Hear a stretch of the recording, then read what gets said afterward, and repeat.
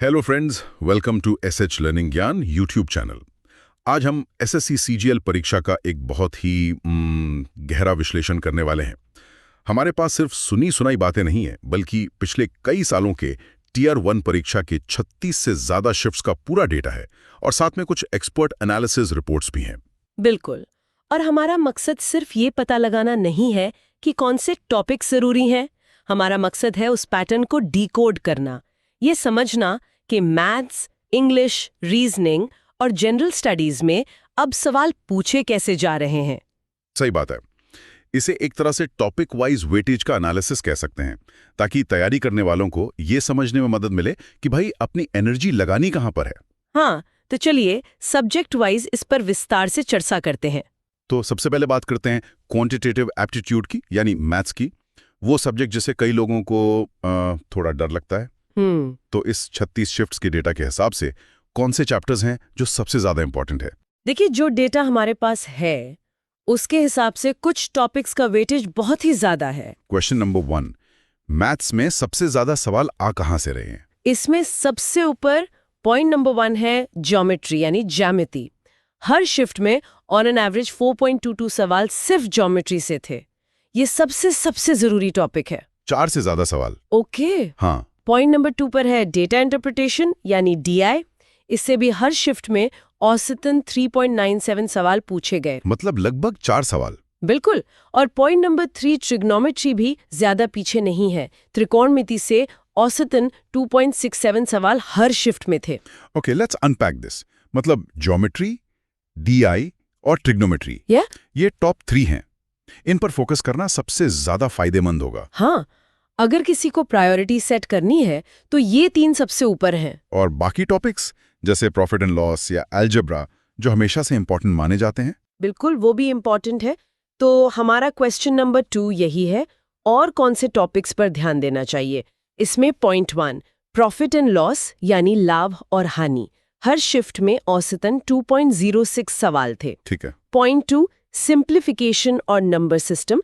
इन दोनों को मिलाकर भी लगभग 1.5 सवाल हर शिफ्ट में आ रहे हैं। अच्छा। और पॉइंट 3 रेशियो, मतलब अनुपात, और अलजेब्रा, यानी बीजगणित। इनसे भी 1.4 से 1.5 सवाल औसतन पूछे ही गए। Here's where it gets really interesting, मुझे लगता है। कुछ टॉपिक्स ऐसे भी तो होंगे जिनका वेटेज बहुत ही कम है। हाँ, और ये जानना बहुत जरूरी है ताकि एस्पिरेंट्स अपना टाइम वेस्ट न करें। जैसे पार्टनरशिप, 36 शिफ्ट्स में सिर्फ 2 सवाल आए। सिर्फ 2? जी हाँ, मतलब पर शिफ्ट एवरेज हुआ सिर्फ 0.06। इसी तरह हाइट एंड डिस्टेंस से एवरेज 0.03 रहा। तो इन्हें आखिर के लिए रखा जा सकता है? बिल्कुल। चलिए अब आते हैं इंग्लिश सेक्शन पर।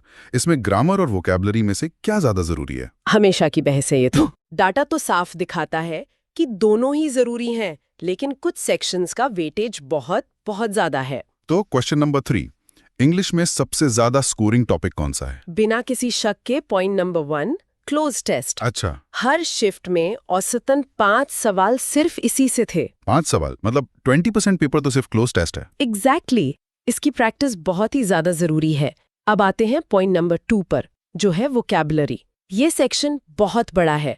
इसमें एंटोनिम से 2.83 सवाल, सिनोनिम से 2.61, वन वर्ड सब्स्टिट्यूशन से 2.08 और इडियम से 1.53 सवाल। अरे बाप रे। तो ये सब मिलाकर एक बहुत बड़ा हिस्सा बनाते हैं। यानी वोकैबुलरी पर अच्छी पकड़ बनाना सिलेक्शन के लिए क्रिटिकल है। एब्सोल्युटली। और ग्रामर का क्या हाल है? क्वेश्चन 4, ग्रामर में किन टॉपिक्स पर फोकस करें? ग्रामर में भी कुछ टॉपिक्स की हैं। पॉइंट 1 है एरर डिटेक्शन, जिससे हर शिफ्ट में औसतन 2.36 सवाल थे। पॉइंट 2 है एक्टिव एंड पैसिव वॉइस। इससे भी औसतन 2.03 सवाल पूछे गए। मतलब 2 सवाल पक्के हैं। हाँ। और पॉइंट 3 सेंटेंस इंप्रूवमेंट और जंबल सेंटेंसेस। इनसे भी 1.75 के आसपास सवाल हर शिफ्ट में थे। ठीक है। अब आते हैं सबसे वास्ट सेक्शन पर, जनरल स्टडीज। इसका सिलेबस तो मतलब एक महासागर जैसा है। सही कहा। तो कोई इसे कहां से शुरू करें? सबसे पहले वेटेज देखते हैं। हिस्ट्री, यानी इतिहास, से 4.25 सवाल, करंट अफेयर्स से 3.53 सवाल और ज्योग्राफी से 2.97 सवाल। ये टॉप 3 हैं। तो हिस्ट्री से शुरू करते हैं। हमारा क्वेश्चन नंबर 5, हिस्ट्री में कौन से सवाल बार बार पूछे जा रहे हैं? देखिए, हिस्ट्री को 3 भागों में बांट सकते हैं, एंशंट, मिडिएवल और मॉडर्न। पॉइंट नंबर 1, सबसे ज्यादा जोर है मॉडर्न हिस्ट्री पर। जैसे 1829 में सती प्रथा का अंत किसने किया? Lord William Bentinck. अच्छा। या दांडी मार्च कब शुरू हुआ? 12 मार्च 1930 और रॉलेट एक्ट 1919 का। ये सब एवरग्रीन क्वेश्चंस हैं। और मिडिएवल इंडिया? पॉइंट नंबर 2, मध्यकालीन भारत से अब एडमिनिस्ट्रेटिव सवाल ज्यादा आ रहे हैं। जैसे मोहम्मद बिन तुगलक के कृषि विभाग का नाम क्या था? दीवाने अमीर को ही। ओह, ये तो काफी स्पेसिफिक है। हाँ, या अकबर की आखिरी विजय कौन सी थी? असीरगढ़ का युद्ध। और एंशिएंट इंडिया? पॉइंट 3, प्राचीन भारत से विजयनगर साम्राज्य की स्थापना किसने की? हरिहर और बुक्का। इस तरह के सवाल कॉमन है। ठीक है, अब पॉलिटी की बात करते हैं। आर्टिकल्स तो बहुत सारे हैं। तो क्वेश्चन 6, पॉलिटी में किन आर्टिकल्स और अमेंडमेंट्स पर ध्यान देना चाहिए? What's fascinating here is कि अब सीधे आर्टिकल नहीं पूछते, बल्कि उनका एप्लीकेशन पूछते हैं। मतलब पॉइंट 1, फंडामेंटल राइट्स और डीपीएसपी सबसे जरूरी हैं। आर्टिकल 32 जो संवैधानिक उपचारों का अधिकार है, आर्टिकल 40 ग्राम पंचायत वाला और आर्टिकल 51A मौलिक कर्तव्य, ये बार बार पूछे जाते हैं। और अमेंडमेंट्स में? पॉइंट 2, 1976 का 42nd संशोधन, ये सबसे ज्यादा महत्वपूर्ण है, जिसे मिनी कॉन्स्टिट्यूशन भी कहते हैं। बिल्कुल। इसी से फंडामेंटल ड्यूटीज और 4 नए डीपीएसपीज जोड़े गए थे। और पॉइंट 3, कॉन्स्टिट्यूशनल बॉडीज, जैसे सीएजी का आर्टिकल 148 और फाइनेंस कमीशन का आर्टिकल 280। इनसे जुड़े सवाल भी आते हैं। चलिए अब साइंस और ज्योग्राफी की बात करते हैं। क्वेश्चन 7, ज्योग्राफी और साइंस के जरूरी टॉपिक्स क्या हैं?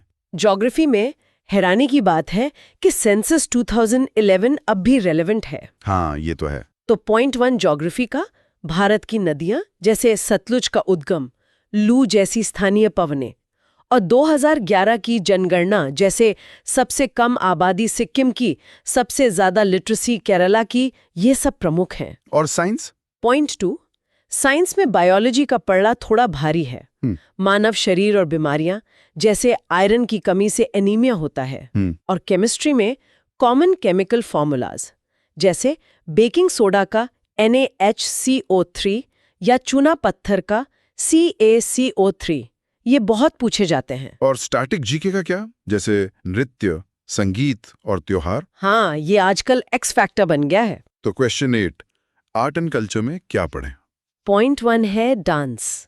अब सिर्फ ये नहीं पूछते कि कौन सा डांस किस राज्य का है। तो क्या पूछ रहे हैं? अब डांस फॉर्म के टेक्निकल एलिमेंट्स पूछ रहे हैं, जैसे मणिपुरी नृत्य में लास्य और तांडव का क्या मतलब है। बाप रे, इतनी डिटेल में? जी हाँ, भरतनाट्यम तमिलनाडु, कुचिपुड़ी आंध्र प्रदेश और सत्रिया असम तो एवरग्रीन टॉपिक्स हैं ही। पॉइंट 2, म्यूजिक और फेस्टिवल्स, उस्ताद बिस्मिल्लाह खान शहनाई, जाकिर हुसैन तबला, इन कलाकारों पर सवाल आते हैं। और हॉर्नबिल फेस्टिवल जो नागालैंड में होता है, वो कितने दिन चलता है? 10 दिन। सही, 10 दिन। ये डिटेल्स अब पूछी जा रही हैं। ओके। फाइनली आते हैं रीजनिंग पर। ये सेक्शन ज्यादातर स्टूडेंट्स को आसान लगता है। क्या डेटा भी यही कहता है? हाँ, ये स्कोरिंग सेक्शन है, लेकिन इसमें भी कुछ टॉपिक्स का वेटेज बहुत ज्यादा है। तो क्वेश्चन 9, रीजनिंग में कौन से टॉपिक सबसे ज्यादा आते हैं? पॉइंट 1 सबसे जरूरी है कोडिंग डिकोडिंग।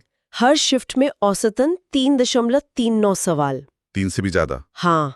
पॉइंट 2 एनालॉजी और क्लासिफिकेशन, मतलब ऑड वन आउट, इनसे भी 2-3 सवाल हर शिफ्ट में आते हैं। ठीक है। और पॉइंट 3 विजुअल रीजनिंग, मतलब नॉन वर्बल रीजनिंग, जैसे मिरर इमेज, पेपर कटिंग और फिगर सीरीज, इनसे भी अच्छे खासे मतलब 3-4 सवाल बन जाते हैं। So what does this all mean? इस पूरे एनालिसिस से तैयारी की स्ट्रैटेजी क्या निकल कर आती है? If we connect this to the bigger picture, तो एक बात साफ है, एसएससी अब सिर्फ तथ्य नहीं पूछ रहा। तो क्या कर रहा है? वो हाइब्रिडाइजेशन कर रहा है, मतलब हिस्ट्री को पॉलिटी से जोड़कर सवाल बना रहा है। करंट अफेयर्स भी अब पिछले 6-8 महीनों के ज्यादा जरूरी हो गए हैं। मतलब जनरल अवेयरनेस सेक्शन अब मॉडरेट टू डिफिकल्ट हो गया है। बिल्कुल, और यही अब रैंक तय कर रहा है। तो आज की इस पूरी चर्चा से एक बात तो एकदम साफ है, अब सिर्फ रट्टा मारने से काम नहीं चलेगा। बिल्कुल। और सोचने वाली बात यह है कि जब परीक्षा का पैटर्न रटने से हटकर एनालिटिकल अंडरस्टैंडिंग की ओर बढ़ रहा है तो एस्पिरेंट्स अपनी तैयारी के तरीके को कैसे बदल सकते हैं? ये एक बहुत जरूरी सवाल है। क्या सिर्फ मॉक टेस्ट देना काफी है या फिर विषयों को एक दूसरे से जोड़कर पढ़ने की एक नई आदत बनानी होगी? ये सवाल हम अपने लिसनर्स के लिए छोड़ जाते हैं। Thank you for watching. If you like this video, please like, subscribe and comment.